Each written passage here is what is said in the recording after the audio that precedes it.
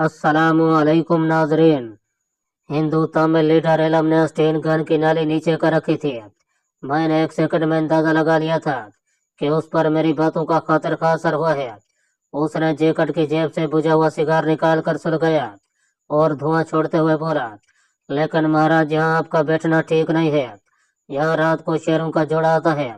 आप यहाँ से दूर सामने वाले टीले पर जाकर तपस्या करें तो ज्यादा बेहतर होगा। मैंने अपने चेहरे पर एक रूहानी किस्म की बेनियाजाना मुस्कुराहट तारी करते हुए तमिल जबान में गीता का एक श्लोक पढ़ा और कहा, पार्वती देवी ने हमें जिस स्थान पर तपस्या करने को कहा है, हम उसी जगह तपस्या करेंगे। तुम लोगों ने हम पर जबर किया तो काली माता तुमसे इंतकाम लेगी। मैं बड़ी रवानी से तमिल जबान बोल रहा था। जब उनको मेरी तमिल जबान में रवानी और तमिल के श्लोकों से यकीन हो गया कि मैं तमिलनाडु का रहने वाला हूँ और शिव जी का भगत हूँ, तो उनका लहजा नर्म हो गया। कुछ काली माता के गजब से वो डर गए थे।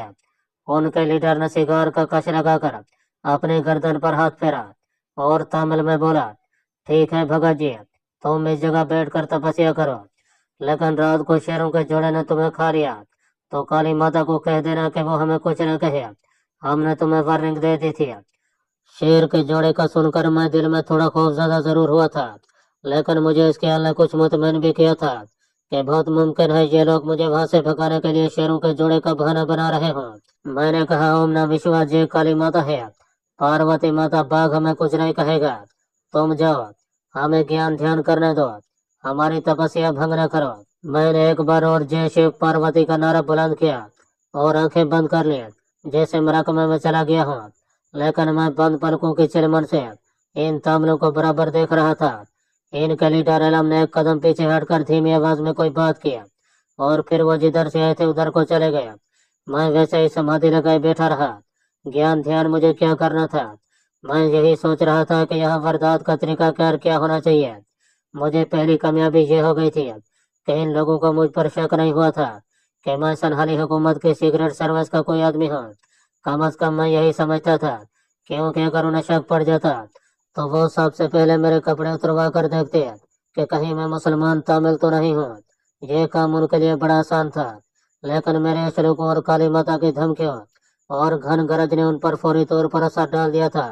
अब मुझे ये मालूम करना था कि इन तकरीबकार हिंदू तामिलों की नफरी कितनी है और मुसलमान ताजक प्लड की पोशाली को उन्होंने कहाँ छुपा रखा है। ये हकीकत भी मेरे पेश नजर थी कि उन्हें किसी वक्त भी मुझ पर सीक्रेट सर्विस के आदमी होने का शुबा हो सकता है और वो मेरा मुआयना कर सकते हैं। इसलिए मुझे एक तो अपने मिशन को तेजी से आगे बढ़ाना था, दूसरे बेहद चौकस रहना था। मुझे ये भी यकीन था कि किसी न किसी दरख्त पर से मेरी निगरानी हो रही है। चुनाचे मैं एक सच्चे शिव भगत की अदाकारी कर रहा था। मैं बार बार दोनों हाथ जोड़कर आसमान की तरफ उठाता, ओम नमः शिवाय का नारा बुलंद करता। जब इस गर्दान से थक गया तो उठकर नदी के किनारे गया। वहां से कुछ जंगली फूल और घास के खोखे तोड़कर उनका एक गुलदस्ता बनाकर लाया और मंदिर के खंडर की मुसीदा डेवड़ी की दहलीज पर झुककर गुलदस्ता रख दिया। हाथ जोड़कर बैठ गया और श्लोक पढ़ने लगा। मैंने देख लिया था कि डेवड़ी के अंदर जमीन के अंदर से बहर को बुरा हुआ एक शिकस्ता पत्थर का शिवलिंग मौजूद था, जिसके आसपास रोड़े और कंकर बिखरे हुए थे। साफ लग रहा था कि यहाँ अरसे से किसी ने पूजा पाठ नहीं की थी। थोड़ी देर तक श्लोक पढ़ते रहने के बाद मैं वापस चबूतरे पर आकर आलती पालती मर कर बैठ गया। मेरा चेहरा जंगल के उस हिस्से की तरफ था जिधर वो लोग गए थे। मुझे कुछ देर इसी तरह बैठे रहने की जरूरत थी। मैं आधे घंटे तक एक ही पोज में साको तो जामत बैठा रहा। वक्त गुजरता चला जा रहा था। थोड़ी देर बाद दरख्तों में से मुझे एक तामिल आता नजर आया। उसके हाथ में एक नारियल और केले का गुच्छा था। अस्तीन गन उसके कंधे से लटक रही थी। चबूतरे से कुछ दूर उसने रुक कर पीछे देखा। मैं भी उसे नीम आंखों से बराबर तक रहा था। वो चबूतरे पर मेरे पास आ गया। उसने नारियल और जर्द केलों का गुच्छा मेरे सामने रख दिया और अदब से हाथ जोड़कर एक तरफ बैठ गया। मैंने आंखें बंद कर ली थी। 1 मिनट के लिए मैंने आंखें बंद किए रखी, फिर आंखें खोलकर इस तामिल तकरीबकार को देखा और हाथ ऊपर उठाकर तामिल जबान में कहा, शिवजी महाराज ने तेरी भीड़ स्वीकार कर ली है। उस तामिल तकरीबकार की उम्र 20-22 बरस की होगी। उसका चेहरा बता रहा था कि वो कुछ कहना चाहता है। मैंने उस शुबे और क्यास का फायदा उठाते हुए उसकी तरफ देखकर तामिल में कहा, मेरे बच्चे, तेरे मन की बथाऊ पार्वती देवी को मालूम है। भगवान शिवाजी की इच्छा से तेरे मन की परेशानी दूर हो जाएगी। जो औरत तेरे घर में तेरी राह देख रही है, उसके मन को भी जल्द सुख मिल जाएगा। यह मैंने अंधेरे में एक तीर चला दिया था।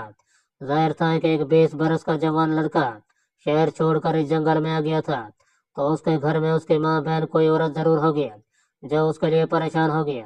माँ या बहन का नाम मैंने इसलिए नहीं लिया था कि क्या मालूम उसकी माँ जिंदा ना हो, और अगर माँ जिंदा हो तो बहन ना हो। इस वजह से मैंने औरत का लफ्ज इस्तेमाल किया था। मेरा तीर ठीक निशाने पर बैठा। तमिल नौजवान ने हाथ बांधकर आजी से तमिल जबान में कहा, महाराज, मेरी माँ की हालत मेरे बगैर बहुत खराब हो गई। वो मेरे बगैर एक पल नहीं रह सकती महाराज।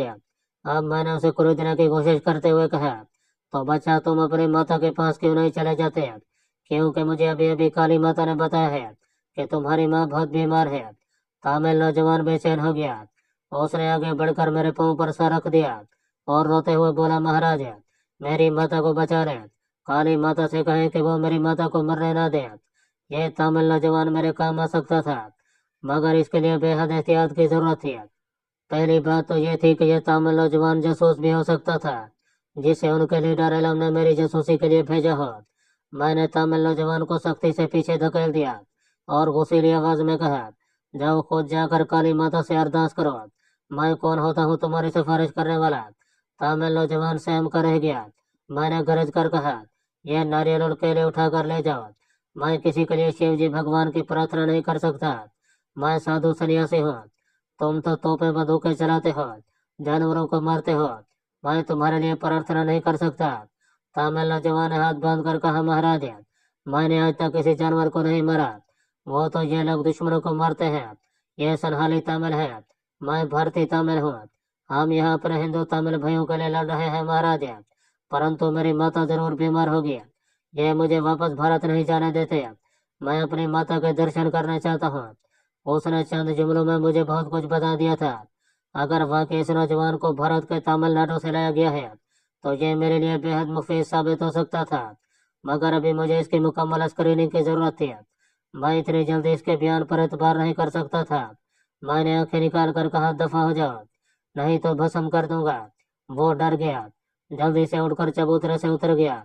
दूर खड़े खड़े उसने हाथ बांधकर मुझे नमस्कार किया और वापस जंगल में चला गया। दोपहर हो गई थी, मुझे भूख लगने लगी थी। इस ख्याल से कैनू को हाथ नहीं लगा रहा था कि मुमकिन है कि दरख्त पर कोई तामिल तकरीबकार मेरी निगरानी कर रहा हो। फिर ये ख्याल आया कि अगर कोई तामिल तकरीबकार मेरी निगरानी कर रहा होता, तो ये तामिल नौजवान मेरे पास कभी न आता। इसकी बातों से ये बात साबित हो गई थी कि वो अपने साथियों से छुप कर मेरे पास आया है। वो इसी तकरीबकार हिंदू तामिलों के गिरोह का आदमी था। अगर उनके लीडर ने किसी को मेरी निगरानी पर ममूर कर रखा होता, तो इस तामिल नौजवान को जरूर खबर होती, और फिर यह कभी मेरे पास न आता। बहरहाल मैं वक्त का इंतजार कर रहा था। यह तामिल नौजवान मेरा टारगेट जरूर था, और उसकी एक कमजोरी यानी उसकी बीमार माता और उसकी भारत में अपनी माता के पास जाने की ख्वाहिश मेरे हाथ जरूर आ गई थी।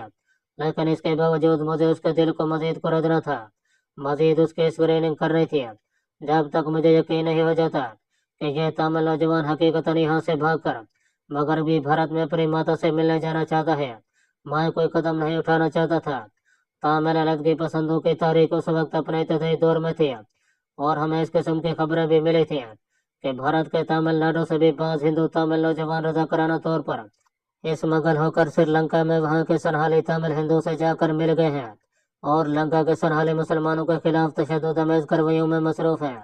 अभी इस एलम गिरोह की सरगर्मियां मुसलमानों के खिलाफ कार्रवाइयों तक महदूद थी, लेकिन उनके अज़म बहुत जल्द लंका में हिंदू तमिलों के लिए एक अलहदा वतन की मांग करने वाले थे। लंका के बाद सनहाली अखबारों में इस किस्म के खदशात का इजहार भी किया गया था। ये अलहदगी की तारीख अंदर ही अंदर खोल रही थी।